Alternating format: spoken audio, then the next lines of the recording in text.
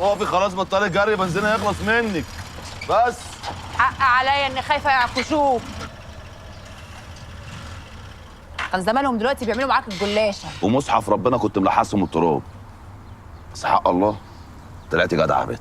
بت ما ببيتك، انا ما عملتش غير الواجب. طب قولي لي التروسيكل الحلو ده بالصلاه على النبي مقلباه منين؟ قطع لسانك على صدرك، المقلبه قال. ده انا واخداه بالقسط وماضي على روحي كان بيالات قد كده، وهو بحمل عليه حجر بدل الحوجل اللي يسوى وما يسواش. وبعدين اهو اي مصلحه بتوصيلها تيجي من ورايا يبقى بركه. خلاص يا ست، ربنا يبارك لك فيه، يديكي خيره ويكفيكي شره. بس غريبه يعني، ما خفتيش تحط نفسك في حوار عشاني؟ ده حب ده. حب؟ اظبط. انا طول عمري بخاف من المشاكل، بس يعني لقيتهم ملمومين حواليك فخفت عليك فقلت الحقك.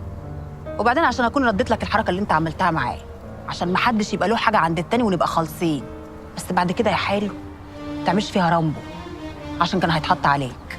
ده انا بعد كده هعمل قلق واتشكل براحتي. اشمعنى؟ عشان ساعه الجد هتطلع لي البت اللي مليون راجل، اللي هتطلعني من وسطيهم وتجري بيا. ايه بتبصي بعينك كده ليه؟ يلا يابا، يلا يابا، طريقك اخضر ورانا اكل عيش. البنزين خلص منك؟ ما انا قلت لك.